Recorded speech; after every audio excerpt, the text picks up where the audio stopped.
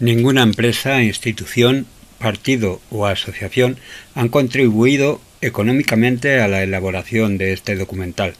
Ha sido un complicado trabajo artesanal, ideado, documentado, grabado y editado a partir de 2013.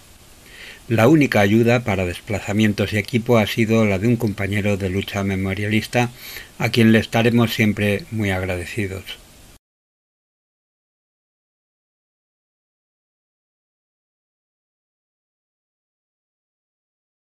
Era un colegio de niños dedicados a cantar. Estaba al pie de la montaña de Abantos, un paraje extraordinario. Fue su casa durante 4 años. El colegio y él tienen hoy más de 60 años. Era un colegio vinculado a la dictadura. Lo dirigían monjes benedictinos, y eso le daba una significación especial. Esa significación liquidó cualquier vínculo afectivo. El Valle de los Caídos había protagonizado parte de su vida. Había estudiado en el núcleo de lo que quiso ser el centro espiritual de Occidente. Las violaciones de derechos humanos de aquella dictadura no podían seguir invisibilizadas. Había toda una historia de daño y desamparo ocultos que exigían una implicación individual y colectiva para difundirlos. Le confundía saber que el dictador había sido tan brutal que, usando un estrafalario tipo de nacionalismo, prefirió entregar España al amigo extranjero, alemano-americano, que reconciliarse de verdad con el hermano español. Desde que entendió lo que significaba aquel pasado inexplicable, supo que el mejor servicio a la memoria sería exponer sus vivencias y el contexto en el que discurrieron.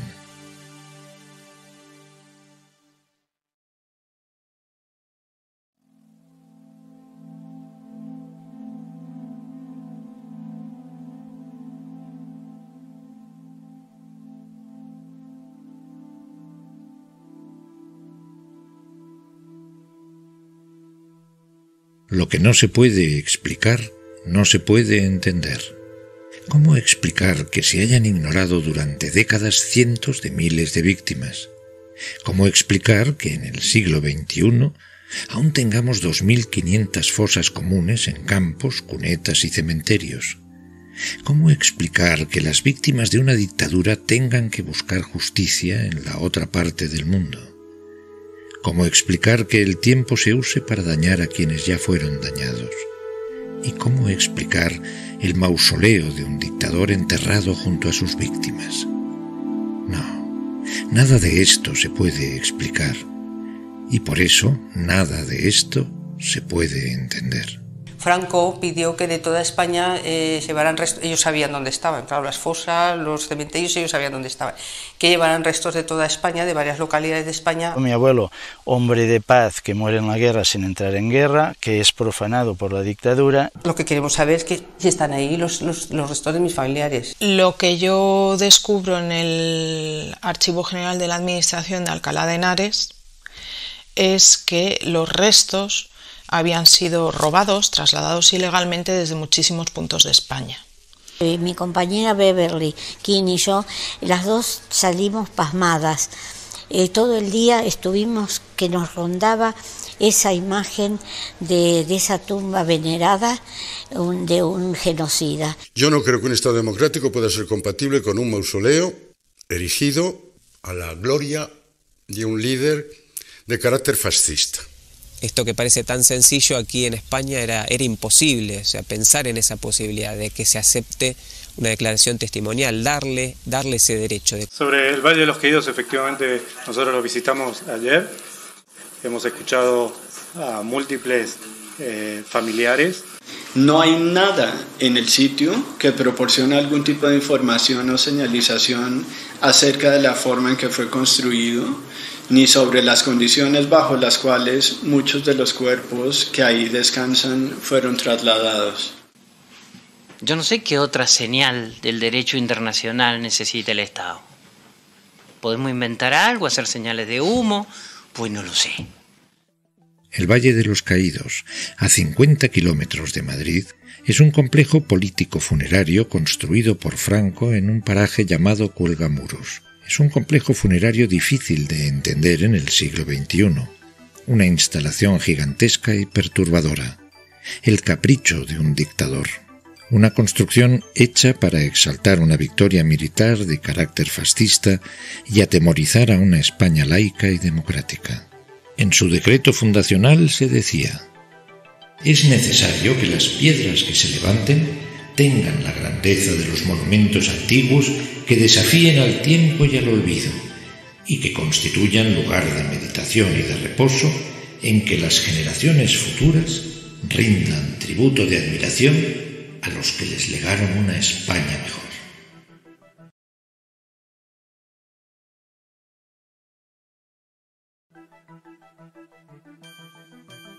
El Alto Tribunal, el Tribunal Supremo de España, acaba de autorizar la exhumación del dictador Franco del mausoleo público en el que estaba enterrado con honores de Estado. Es una gran victoria de la democracia española.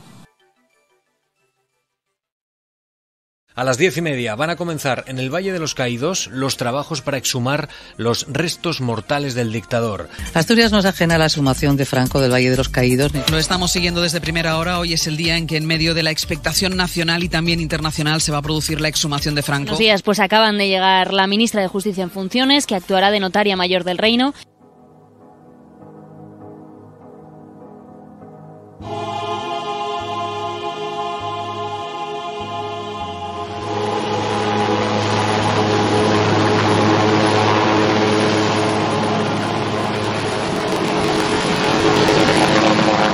Los restos han llegado al cementerio de Mingo Rubio entre fuertes medidas de seguridad.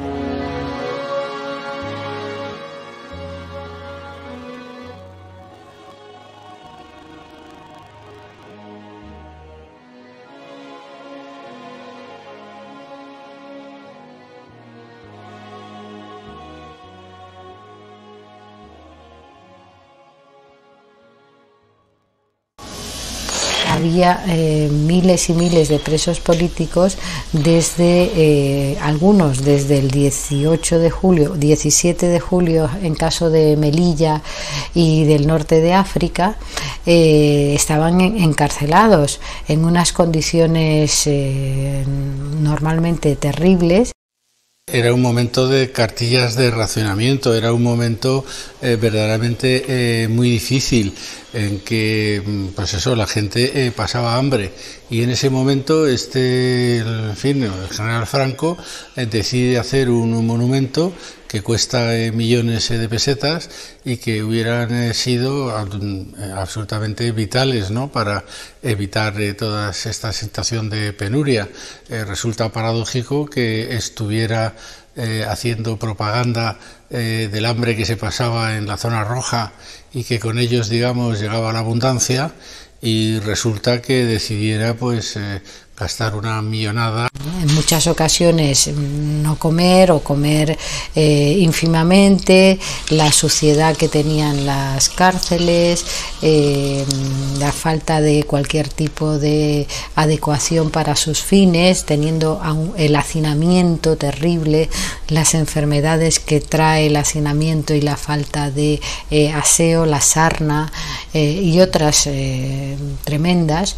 Primero, ¿cómo fue creado? Segundo, ¿para qué fue creado? Tercero, ¿por quién o quiénes fue creado?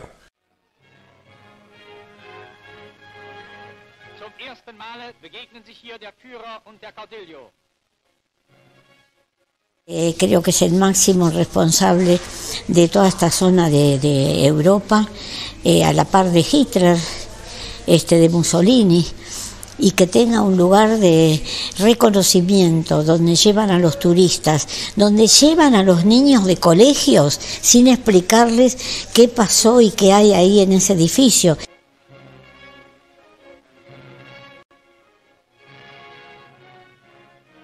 Es un monumento herencia del fascismo español, es un monumento hecho exclusivamente para perpetuar la memoria de esa dictadura que sale fruto del golpe militar y de la guerra civil y que simplemente responde a eso. Es un monumento de la victoria, como hacía 20 años que el régimen se había proclamado, por tanto es un monumento anacrónico que no tiene nada que ver con el entorno que nos rodea, no hay un parangón similar en la Europa del momento. Bueno, el Valle de los Caídos yo creo que indudablemente es una petrificación del pensamiento nacional católico. Yo creo que se expresa en cada escultura, en cada piedra, en cada obra de arte, en la propia cúpula, en la enorme cruz, ¿no? Es la simbiosis, ¿no? del pensamiento franquista más elaborada, ¿no? O sea, tenemos un libro de historia donde están todos los elementos ideológicos del franquismo, o una buena parte de ellos están expresados, están clavados en la piedra y en los materiales constructivos, ¿no? Entonces vamos a entender el franquismo a través de una expresión simbólica, política y arquitectónica como el Valle de los Caídos.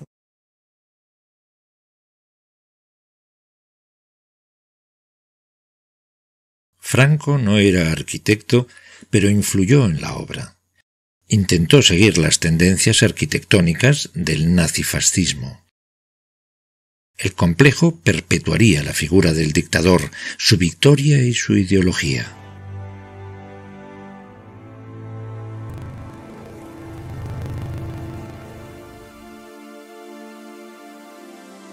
Ensalzaría el nacionalcatolicismo frente a la democracia y la laicidad.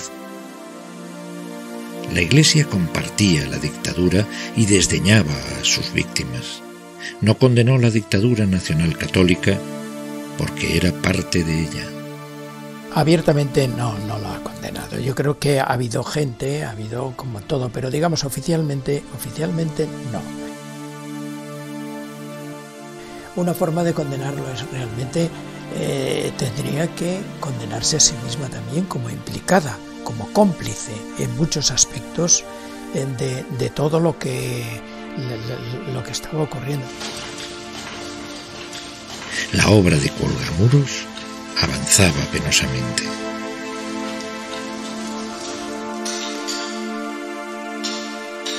El nazifascismo mostraba su capacidad de destrucción. Para España, 40 años de dictadura y terror. Y para el mundo, una guerra mundial. Desde la guerra civil, las relaciones con Hitler, por ejemplo, fueron muy fuertes. Esos primeros años de Franco durante la Segunda Guerra Mundial, yo creo que es muy evidente esa presencia de la ideología fascista y de además una estrategia del terror aplicado a sus adversarios políticos.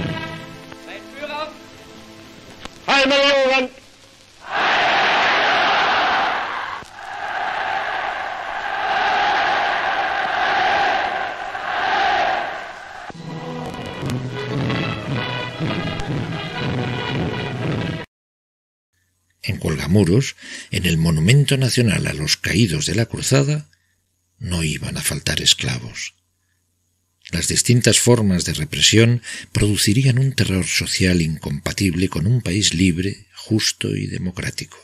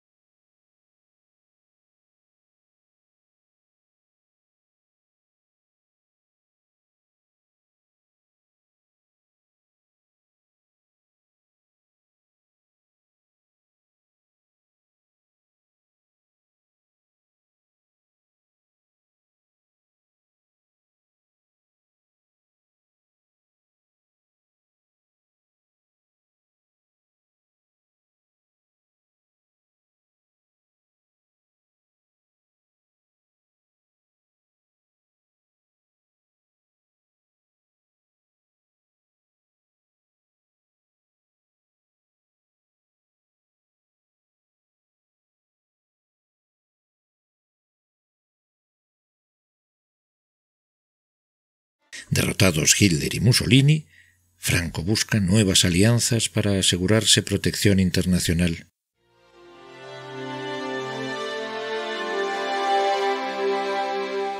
¿Cómo explicar la pasividad de Occidente ante los crímenes de la dictadura de Franco?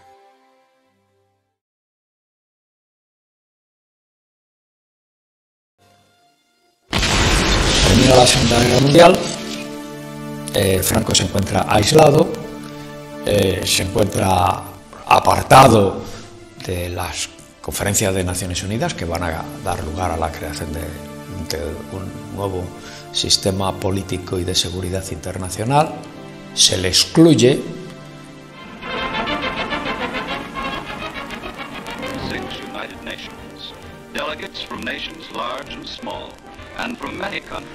Los norteamericanos, la dirección política bajo Truman y el Departamento de Estado no son demasiado favorables a Franco ni al régimen.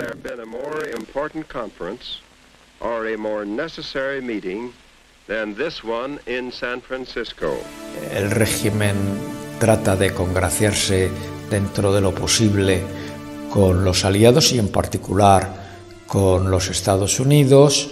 Probablemente el franquismo a la altura de 1945-46, quizás si no hubiera existido Guerra Fría y si la ONU hubiera decidido una condena a rajatabla y un bloqueo a rajatabla del franquismo, probablemente el régimen español no hubiera tenido mucho futuro. Estados Unidos en gran medida salvo a Franco. El régimen trata de alentar la baza, la única baza que le queda, anticomunista. Ya lo viene intentando en los últimos años de la Segunda Guerra Mundial. Toda la presencia pluripartidista que existía en la Segunda República se queda unificada en el comunismo, es decir, la república igual a comunismo, y de esa manera se vende fuera. El ministro de Asuntos Exteriores, conde de Jordana, dice al embajador norteamericano: mire usted, esto de la Segunda Guerra Mundial en realidad es una arruga en el mapa de la historia. Aquí lo que está en cuestión es el conflicto fundamental de nuestros días entre la civilización cristiana y la abominación comunista. Los comunistas son realmente los enemigos de la civilización cristiana, nosotros somos cristianos, los comunistas son enemigos nuestros, además los hemos vencido en el campo de batalla. Esto en realidad es un poco el tono de la propaganda nazi, que trata de presentar el conflicto en su última fase como una maniobra de defensión de la civilización cristiana. Hay que tenerle tupé, ¿no?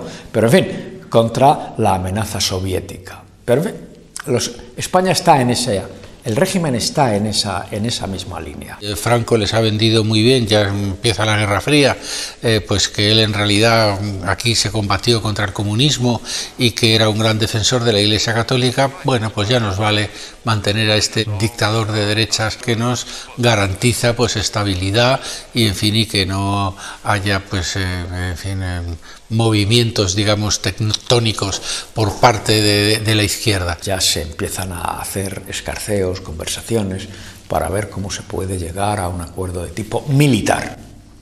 Aquel período originó en la dictadura un desplazamiento del poder hacia la Iglesia y los propagandistas de la Asociación Católica Nacional de Propagandistas, y mientras avanzaban las obras en Cuelgamuros, uno de aquellos propagandistas, Luis María de Logendio, seguía su carrera política, quizás desconociendo su relación futura con el monumento funerario. La Guerra de las Ondas era parte de la Guerra Fría y la dictadura franquista formaba parte de ella. En ese contexto de Guerra Fría, a finales de 1963, Shozo Ota, magnate japonés, llega a España al frente de una delegación comercial.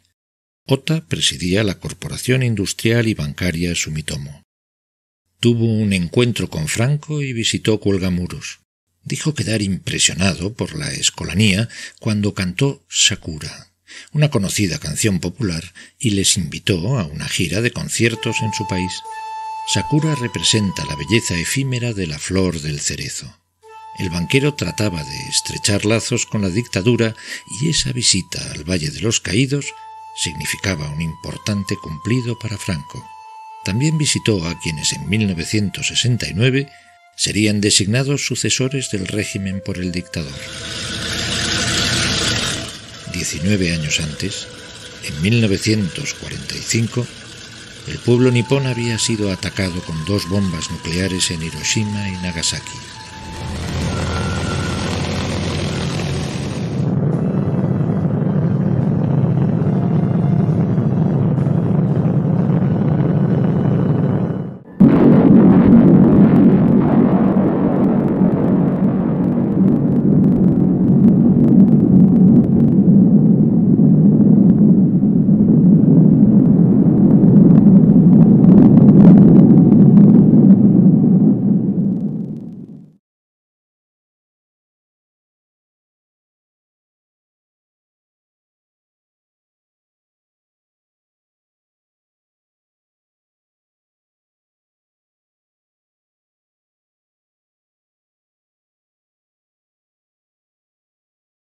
El año en que terminó la Segunda Guerra Mundial contra los Estados Unidos y Japón es el año 1945. Entonces, en Japón terminó la guerra y ahora nos marchamos hacia el paz. Aquí en España hay un terror. En Japón, aquí terminó el terror. España y Japón tenían en común su pasada vinculación con las potencias del eje. Tras la Segunda Guerra Mundial, establecerían una fuerte relación con los Estados Unidos. El miedo lo contaminaba todo. Hablar, trabajar, reunirse, leer, informarse. Los vecinos, los maestros, los vendedores puerta a puerta, quizás el lechero, la familia, casi todos tomaban precauciones porque las paredes oían. Franco necesitaba la protección de Estados Unidos, y Estados Unidos necesitaba a nazifascistas como Franco y von Braun, tanto en la Guerra Fría como para la carrera espacial.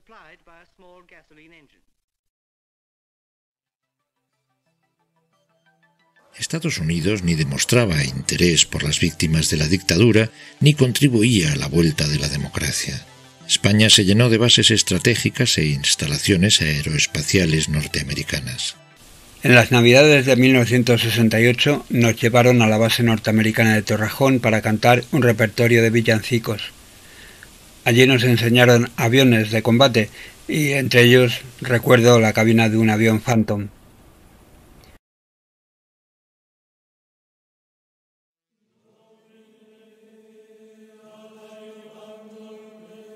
Con 9 años llegué a Cuelgamuros.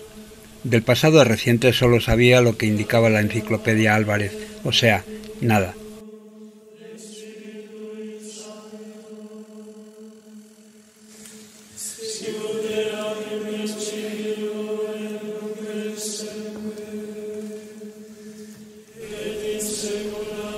Caminé delante del palio bajo el que entraba el dictador cada vez que acudía a una ceremonia en Cuelgamuros. Y comprobé que una cripta no era un lugar para niños.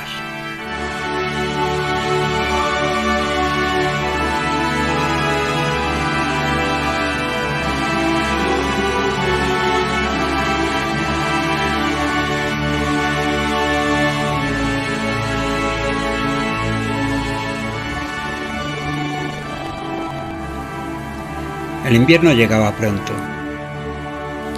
y con el invierno la nieve.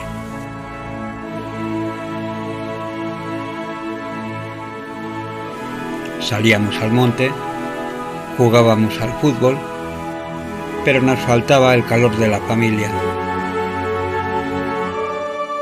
No era el sitio ideal que me había imaginado. Y la tristeza a veces me aplastaba.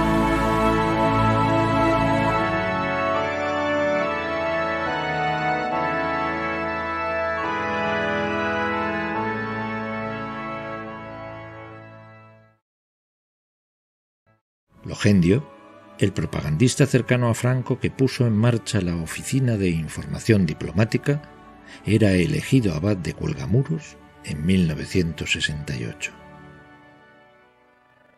Fue un hombre importante y que prestó servicios singulares al régimen, claro.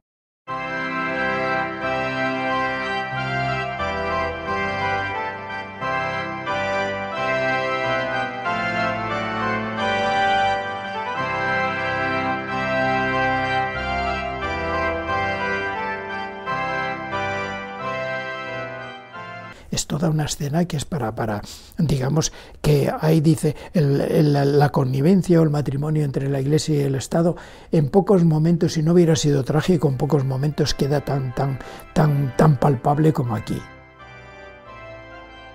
Enrique Play Deniel, ¿no?, escribió una carta donde él hablaba de las dos ciudades. Una ciudad era la buena y la otra era la ciudad la mala, ¿no? Una era la azul y otra era la roja, ¿no?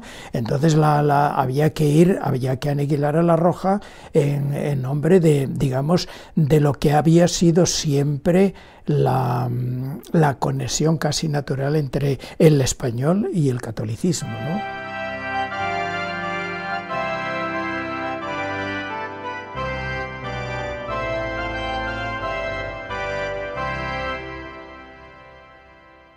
Las visitas de personalidades como Adenauer, Nixon, los reyes de Bélgica, contribuyen a blanquear el monumento y la dictadura.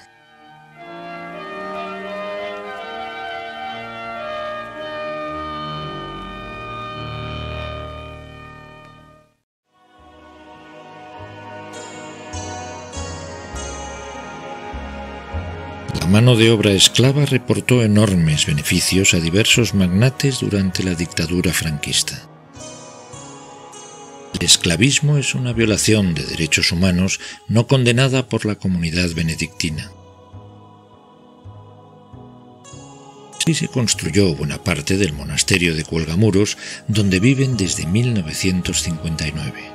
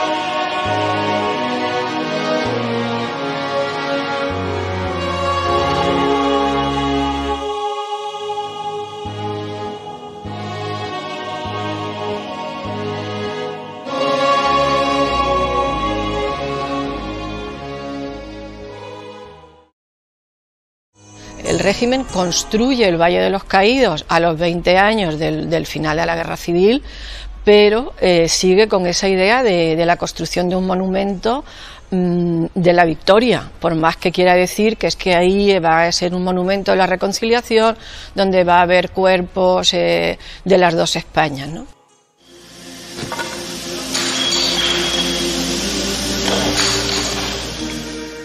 Que realmente esa España cristiana conoce o intuye que el Valle de los Caídos es el templo de la reconciliación de las dos Españas, que es lo que quiso Franco.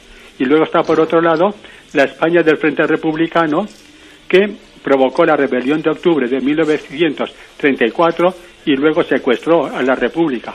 A partir de febrero del 36, digo, la España del Frente Republicano, Frente Popular, que provocó inevitablemente el alzamiento nacional. Me parece increíble que se pueda plantear como un monumento a la ¿qué? ¿A la reconciliación nacional? Por favor. Es y será y seguirá siendo un monumento que evoca una victoria en una guerra civil entre españoles. Mi abuelo pues había salido con la bicicleta pues a ayudar a unos amigos en el campo a las afueras del pueblo, y pasó la Guardia Civil y vieron la bicicleta, y dicen: ahí está la bicicleta de la peña, vamos a buscarlo. Bueno, lo cogieron, lo llevaron al pueblo, lo tuvieron ahí atado, detenido un día, y luego se lo llevaron a Calatayud. Creemos que al mercado de abastos, que era donde metían a todos los que se llevaban presos, porque ya la cárcel estaba no cabían. Y ahí lo tuvieron unos días, y ya pues como con muchos otros, lo sacaron un día en un camión, se lo llevaron al barranco de la Bartolina, que está a las afueras de Calatayud, y ahí los asesinaron.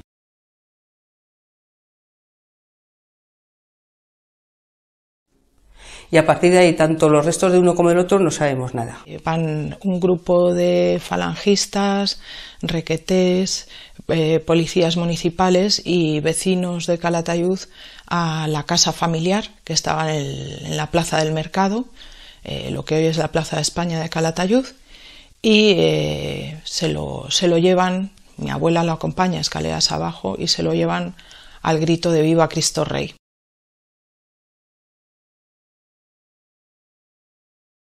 Y lo asesinan, lo fusilan frente a las tapias del cementerio de Calatayud.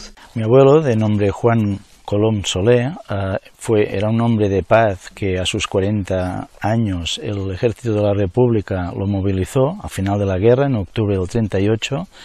Nunca entró en combate, no fue a encontrar la línea de fuego en ningún momento, siempre en la retaguardia, vigilando campos de aviación del ejército republicano. Con el avance franquista pues lo hicieron prisionero y se lo llevaron al campo de concentración de prisioneros y presentados de la Catedral de Lleida, de Lérida. Allí fue donde estuvo preso, pero un mes, lo que duró, porque entre que lo movilizaron y que murió pasaron solo 5 meses. Murió por causa de una infección de fiebre tifoidea, de tifus, provocada por las nefastas condiciones en que los tenían en esa prisión.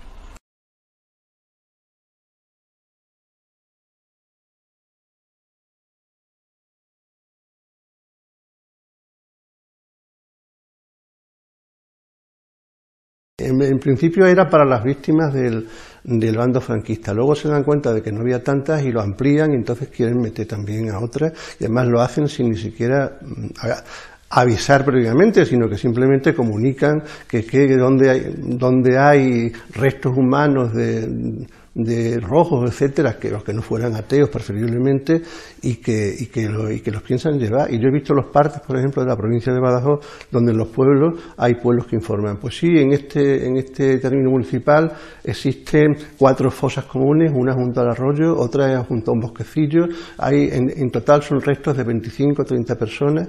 Sencillamente les informan de dónde están y si se los quieren llevar. Entonces mandan cajas a cada provincia, y allí cada uno, pues los ayuntamientos mandan a que se abran las fosas y metan huesos, etcétera, etcétera, sin comunicarlo a los familiares, Se han abierto fosas comunes y se han encontrado que estaban vacías o que solamente quedaban algunos restos de una exhumación no profesional, ¿no? Como fue el caso de Fausto Canales en el año 2003, ¿no?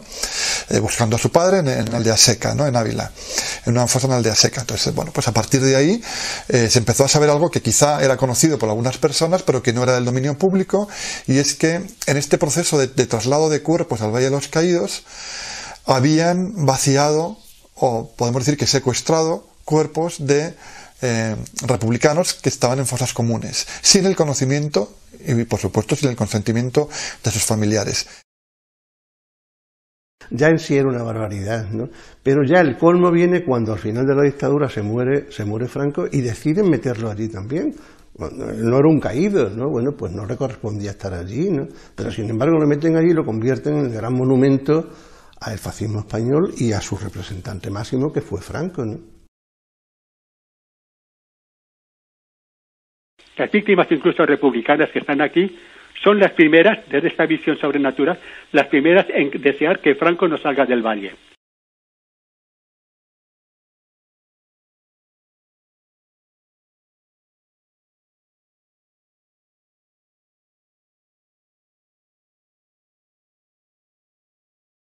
Que un monumento creado para la reconciliación de todos los españoles, el fundador no pueda estar en el Valle de los Caídos. Eso me parece una aberración teológica. También le podía dar argumentos bíblicos que a mí me confirman que realmente Franco de aquí no va a salir.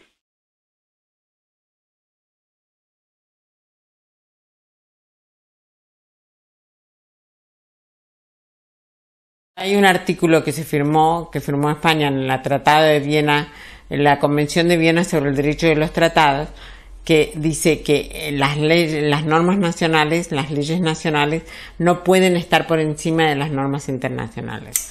Entonces no podemos, a todo el derecho internacional que nos dice juzguen estos crímenes, ocúpense de estos crímenes, reparen a las víctimas, hagan lo que puedan, pero den una respuesta. Digamos, no podemos porque tenemos la ley de amnistía. Lo único es que la ley de amnistía no debe ser un obstáculo para la investigación judicial de casos de desapariciones forzadas, y el grupo de trabajo no recomienda la derogación, recomienda la privación de efectos jurídicos de la ley. El hecho de que la ley fue adoptada no por el régimen anterior, sino por un parlamento elegido democráticamente, la hace, es cierto, diferente de una autoamnistía. Pero en efecto, la ley acabó cumpliendo las funciones de una ley de punto final, en tanto que se ha utilizado para archivar prácticamente la totalidad de los casos que llegan ante los jueces. En el año 2015 examinamos España.